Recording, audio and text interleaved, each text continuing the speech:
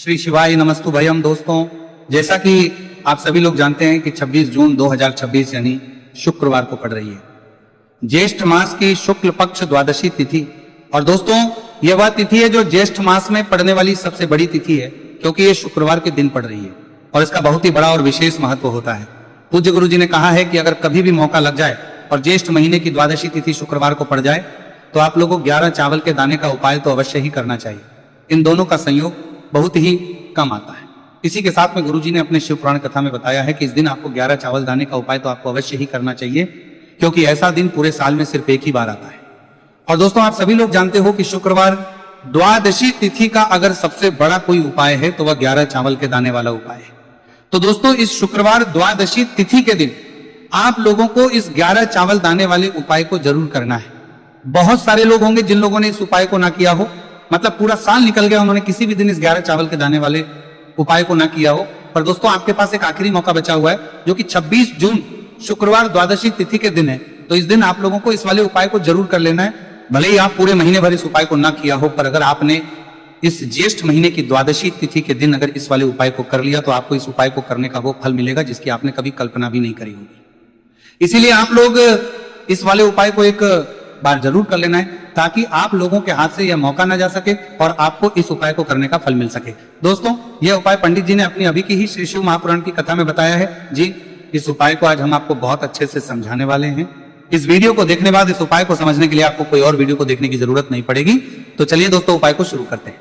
देखिए, ये ज्येष्ठ महीने के शुक्रवार द्वादशी तिथि के दिन ये इतना खास होता है, इतना महत्वपूर्ण होता है देखा गया है। कभी कभी बड़े बड़े पूजा पाठ अनुष्ठान से जो मनोकामना पूर्ण नहीं होते, वह ज्येष्ठ महीने के शुक्रवार द्वादशी तिथि के दिन एक छोटे से उपाय करने से ही आपकी मनोकामना पूर्ण हो जाती है। और बहुत सारे लोग इस उपाय को किया भी आप इस देखा गया है और उनको इस उपाय को करने का फल भी जरूर मिला। अगर आप लोग भी इस उपाय को करना चाहते हैं तो आप इस उपाय को पहले अच्छे से समझ लेना, सुन लेना, उसके बाद करना। आपको इस उपाय का फल जरूर मिलेगा। और इस उपाय को कर लेने से आपके घर में चाहे किसी भी प्रकार की दुहक और समस्या क्यों ना चल रही हो, आपको उसका कारण भी नहीं पता है कि भाई ये समस्या किसका कारण से चल रही है, उसका भी कुछ कारण हो सकता है, जैसे पितृदोष हो सकता है या किसी भी तरह का मंगल दोष भी हो सकता है। तो इस दिन आप लोगों को यह वाला उपाय कर लेना है। ये एक ऐसा उपाय है जिस उपाय को अगर किसी विशेष दिन पर किया जाए तो भाई उस विशेष दिन का जो है वह तो हमें मिलता ही मिलता है, पर हमने उस दिन पर इस उपाय को किया है तो हमें उससे भी बड़ा फल मिलता है और फल बहुत जल्दी मिलता है, क्योंकि आप इस उपाय को बहुत ही बड़े और विशेष पर कर रहे हो। तो चलिए अब उपाय के बारे में बात करते हैं, लेकिन उससे पहले आप लोगों को यह जानना आवश्यक है कि आखिर ये उपाय किस समय करना है, किसको करना है और कैसे करना है। तो चलिए हम आगे आपको वीडियो में एक एक करके बता देते हैं। लेकिन उससे पहले अगर आप लोग हमारे चैनल पर पहली बार आए हैं या फिर मेरी आवाज आज पहली बार सुन रहे हैं तो हमारे चैनल को सब्सक्राइब जरूर कर लेना और इस वीडियो को करके कमेंट बॉक्स में श्री शिवाय नमस्तु भयम ओम नमः शिवाय जरूर टाइप कर देना। तो दोस्तों, इस 11 चावल के दाने वाले उपाय को हमें इस शुक्रवार द्वादशी तिथि के दिन कैसे करना है, किसको करना है, किस समय करना है और कहां पर करना है, ये सारे सवालों के जवाब आपको इस वीडियो में मिल जाएंगे। और जो ये वीडियो देखेगा भाई उसको 11 चावल के दाने वाला उपाय जरूर करना चाहिए, क्योंकि इस दिन एक चावल के दाने का बहुत ही बड़ा और विशेष महत्व होता है। और जब बात आ जाए 11 चावल के दाने की तो ये सोने पर सुहागा वाली बात हो जाती है और ये एक बहुत ही बड़ा उपाय हो जाता है इस शुक्रवार द्वादशी तिथि का। तो अब दोस्तों, इस 11 चावल के दाने वाले उपाय को आखिर करना किसको है, सबसे पहले हम लोग वो बात जान लेते हैं। तो देखो, घर की जो बड़ी माताएं बहनें होती हैं, उन माताओं बहनों में से कोई भी एक बड़ी माता बहन इस वाले उपाय कर सकती है। और दोस्तों, अगर आप चाहे तो अपने घर में से सभी सदस्यों को भी इस उपाय को करवा सकते हैं। अगर किसी व्यक्ति की खुद की कोई मनोकामना है, खुद की कोई दुख और परेशानी है जो कि वो अपने लिए ही करना चाहता है, इस वाले उपाय को तो वो खुद अपने लिए भी कर सकता है। बाकी अगर कोई घर में से ऐसा है जो कि अपने पूरे घर परिवार की सुख और शांति के लिए ये वाला उपाय करना चाहता है तो भाई वो भी कर सकता है, उसमें भी कोई दिक्कत वाली नहीं है। कहने का मतलब यह है कि इस उपाय को हर एक सदस्य भी कर सकता है और पूरे घर परिवार के सदस्य के लिए घर की बड़ी माताओं बहनों में से कोई एक माता बहन भी कर सकती है। माताएं बहनें अगर घर में उपस्थित ना हो या वह ये वाला उपाय ना कर पा रही हो तो फिर घर का कोई बड़ा सदस्य भी इस 11 चावल के दाने वाले उपाय को कर सकता है, चाहे फिर वह पुरुष ही क्यों ना हो, उसमें कोई भी दिक्कत वाली बात नहीं है। अब दोस्तों, इस 3 बल के दाने वाले उपाय को हमें करना कहां पर है, हमें इसे शिव जी के मंदिर में जाकर करना है। बहुत सारे लोग प्रश्न करते हैं हर एक उपाय को करते समय क्या हम इस उपाय को घर पर कर सकते हैं, तो इस वाले उपाय को आप घर पर नहीं कर सकते हो। इस वाले उपाय को करने के लिए आपको शिव जी के मंदिर ही जाना पड़ेगा। उसके बाद में दोस्तों जो अगला प्रश्न निकल कर आता है वह ये आता है इस उपाय को लेकर कि आखिर इस उपाय को हमें किस समय करना है, सुबह के समय करना है कि शाम के समय करना है। तो देखो, इस वाले उपाय को आप लोग सुबह के समय भी कर सकते हो और शाम के समय प्रदोष काल में भी कर सकते हो। अब अगर आप पूछो कि भाई साहब सबसे उत्तम समय कौन सा रहेगा इस 31 चावल के दाने वाले उपाय को करने का, तो हम आपसे बस यही कहेंगे कि इस उपाय को आप सुबह के समय करेंगे तो ज्यादा बेहतर होगा। बाकी अगर प्रदोष काल शाम के समय भी करेंगे तो भी अच्छा होगा, उसमें कोई भी दिक्कत वाली बात नहीं है। तो अब दोस्तों अगली सबसे बड़ी और महत्वपूर्ण बात आती है, वह यह आती है कि सुबह अगर हम उपाय को करेंगे तो हमें कितने बजे से लेकर कितने बजे तक के बीच में करना है, और शाम के समय प्रदोष काल में करेंगे तो हमें कितने बजे से लेकर कितने बजे के बीच में करना है। तो देखो, सुबह जितनी जल्दी हो सके आप उपाय को करने की कोशिश करना। बाकी अगर किसी कारणवश लेट भी हो जाओ, थी देर भी हो जाए, तो 10 या 11 बजे तक भी आप उपाय कर लेना, पर 12 बजे से ज्यादा देरी ना हो, ठीक है, इस बात का ध्यान रखना। उसके बाद में दोस्तों, अगर शाम के समय प्रदोष काल की बात करें, प्रदोष काल का जो समय है होता है वह शाम के 6 बजे से शुरू हो जाता है। मतलब शाम के 6 बजे से लेकर 7 बजे के बीच का जो समय होता है, यह समय प्रदोष काल का समय होता है। पर अभी जो मौसम चल रहा है, इस मौसम में जो है शाम बहुत देरी से होती है, तो आप इस उपाय को 7 या 8 बजे के बीच में भी कर सकते हो। मतलब शाम के 6 बजे से 8 बजे के बीच में आप कभी भी इस वाले उपाय को कर सकते हो, उसमें कोई भी दिक्कत वाली बात नहीं है। अब दोस्तों, यहां पर इस उपाय को लेकर एक और सबसे बड़ी बात यह निकल कर आती है कि इस 11 चावल के दानों को हमें लेना कहां से होता है, और हमें इस उपाय को करने के साथ में क्या और कुछ भी सामग्री ऐसी होती है जो शिव जी के मंदिर लेकर जानी पड़ रहती है। तो देखो, यहां पर हम आपको बता दें, सबसे पहले आप लोग ये जान लो कि ये जो 3 चावल के दाने वाला उपाय है, सिर्फ और सिर्फ आप उपाय की सामग्री लेकर कभी भी शिव जी के मंदिर मत जाना, क्योंकि हमें भगवान के सामने यह नहीं दर्शाए कि अगर हम भगवान शिव जी के मंदिर आए हैं तो अपने फायदे के लिए आए हैं। तो इसीलिए जो भी पूजन सामग्री है, उपाय सामग्री है 11 चावल के दाने, इसके साथ में आपको पूजन सामग्री भी जरूर लेकर जाना है। देखो, अगर सुबह के समय उपाय कर रहे हो तो सीधी सी बात है, 1 लोटा जल तो आप लेकर जाओगे ही जाओगे। वही 1 लोटा जल अगर मिट्टी का जल हो तो बहुत अच्छा रहेगा। मिट्टी का जल कैसे बना आता है, इसके लिए हमने पहले से बहुत सारी वीडियोस बना दी है आपके पास। इस दिन एक आखिरी मौका रहेगा मिट्टी का जल शिव जी पर चढ़ने का और उपाय को करने का, बहुत बड़ा आपको इस दिन फल मिलेगा। तो इसीलिए इस दिन हो सके तो भाई मिट्टी का जल चढ़ाना, तो अपने साथ में कम से कम 1 लोटा जल तो आपको लेकर जाना ही जाना है। अगर मिट्टी का जल नहीं है तो घर का जल भी आप इस्तेमाल कर सकते हो। इसके अलावा जो भी पूजन सामग्री है, देखो 11 के दाने ये अलग आपके रहेंगे और जो आपकी पूजन सामग्री रहेगी वो अलग रहेगी। पूजन सामग्री में आप जो भी चीज लेकर जाना चाहे वो लेकर जा सकते हैं, एक बेलपत्र भी लेकर जा सकते हैं, उसमें कोई भी दिक्कत वाली बात नहीं है। वहीं अगर हम बात करें शाम के समय की, तो शाम के समय शिव जी पर जल नहीं चढ़ता है, इसीलिए शाम के समय आप लोग एक दीपक तैयार कर लें जो कि गोल तीखा आटे का, शुद्ध देसी गाय का घी का होगा, है ना। इस बात का आप लोगों को ध्यान करना है और इस दीपक को आपको घर से जलाकर नहीं लेकर जाना, भगवान शिव जी के मंदिर में जाकर ही जलाना है। इस बात का भी आप लोगों को ध्यान रखना है। अब दोस्तों, यहां पर हमें इस बात को समझना है कि ये 11 चावल के दाने हमें लेना कहां से है। क्या हमें दुकान से लेकर आना है या हमें अपने घर से लेना है या कहां से लेकर आना है, और कौन से चावल लेना है, क्योंकि चावल भी बहुत प्रकार के होते हैं। तो देखो, इन सभी सवालों के जवाब आप लोग एक बात में सुन लो कि भाई जो उपाय है, इस उपाय में आपको ये नहीं देखना है कि भाई कौन से चावल है कौन से चावल नहीं है। बस जो भी चावल ले रहे हो वो चावल का दाना सबूत होना चाहिए, मतलब साबुत होना चाहिए, टूटा हुआ नहीं होना चाहिए, कटा पीटा नहीं होना चाहिए। ये बात आपको ध्यान रखना है। बाकी आपका चावल बासमती हो या सादा चावल हो या कोई सा भी चावल हो, उसमें कोई भी दिक्कत वाली बात नहीं है।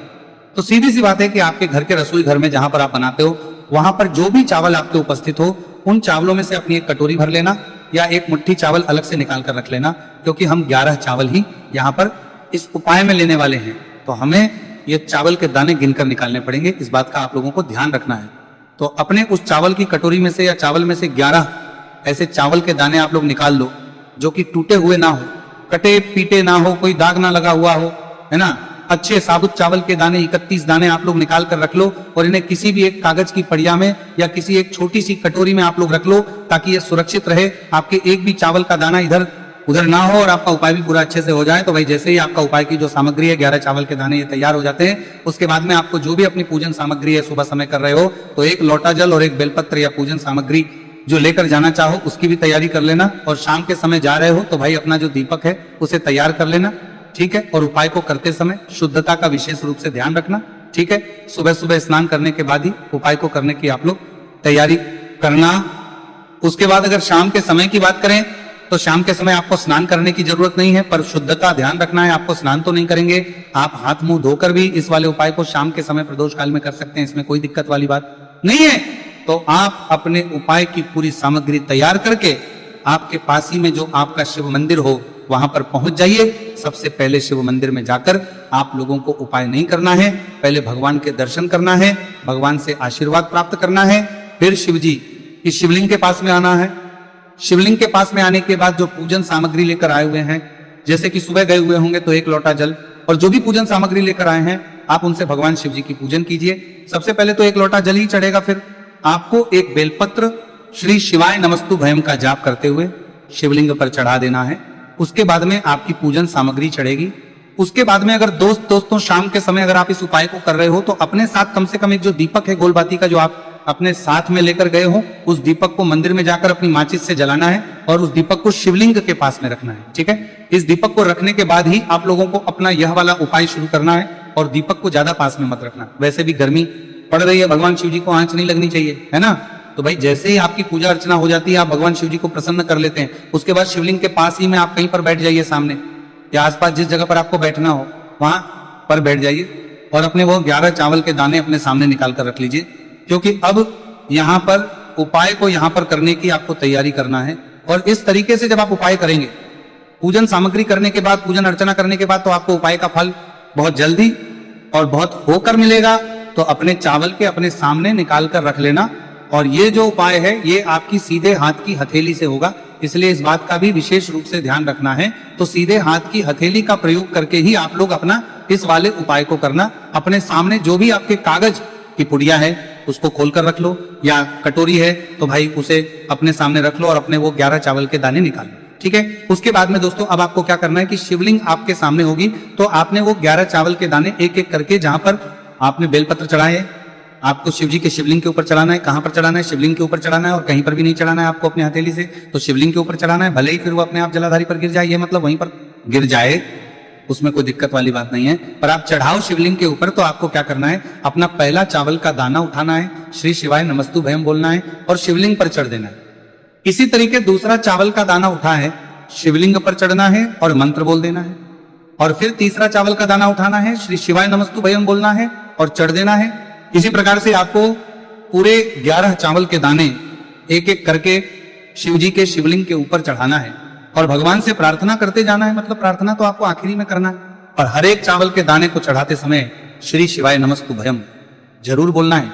उसके ही में ये चावल का दाना शिवलिंग के ऊपर आपको चढ़ाना है। जैसे ही आपके 11 चावल के दाने शिवलिंग के ऊपर चढ़, 8 बजे के बीच में भी कर सकते हो, मतलब शाम के 6 बजे से 8 बजे के बीच में आप कभी भी इस वाले उपाय को कर सकते हो, उसमें कोई भी दिक्कत वाली बात नहीं है। अब दोस्तों यहां पर इस उपाय को लेकर एक और सबसे बड़ी बात यह निकल कर आती है कि इस 11 चावल के दानों को हमें लेना कहां से होता है, और हमें इस उपाय को करने के साथ में क्या और कुछ भी सामग्री ऐसी होती है जो शिव जी के मंदिर लेकर जानी पड़ रही थी।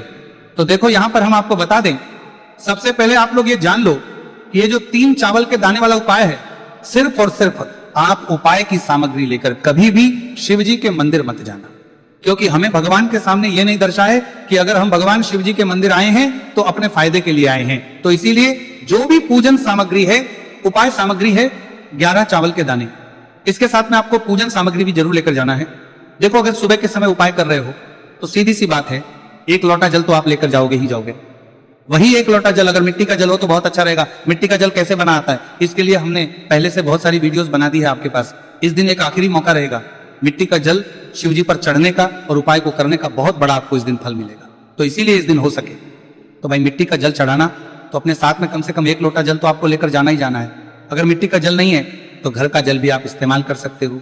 इसके अलावा जो भी पूजन सामग्री है, देखो 11 के दाने ये अलग आपके रहेंगे और जो आपकी पूजन सामग्री रहेगी वो अलग रहेगी।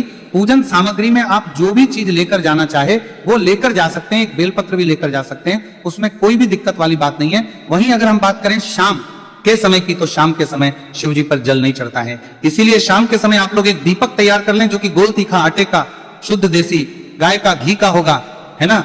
इस बात का आप लोगों को ध्यान करना है और इस दीपक को आपको घर से जलाकर नहीं लेकर जाना, भगवान शिव जी के मंदिर में जाकर ही जलाना है। इस बात का भी आप लोगों को ध्यान रखना है। अब दोस्तों यहां पर हमें इस बात को समझना है कि ये 11 चावल के दाने हमें लेना कहां से है।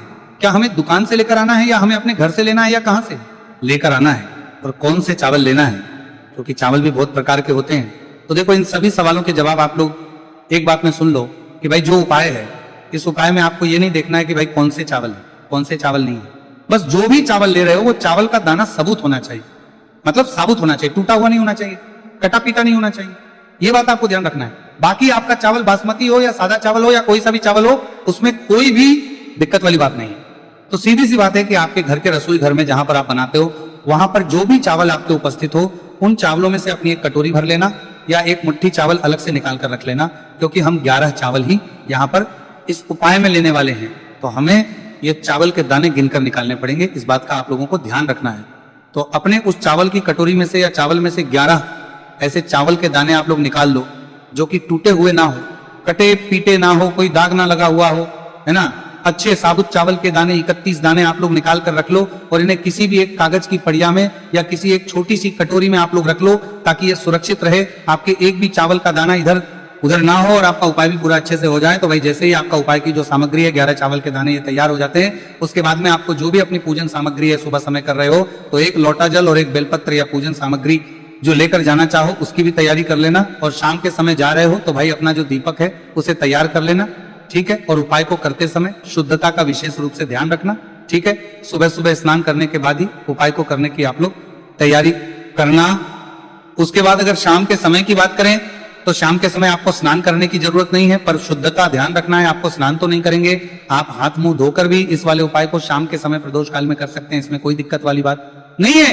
तो आप अपने उपाय की पूरी सामग्री तैयार करके आपके पास ही में जो आपका शिव मंदिर हो वहां पर पहुंच जाइए। सबसे पहले शिव मंदिर में जाकर आप लोगों को उपाय नहीं करना है, पहले भगवान के दर्शन करना है, भगवान से आशीर्वाद प्राप्त करना है, फिर शिव जी की शिवलिंग के पास में आना है।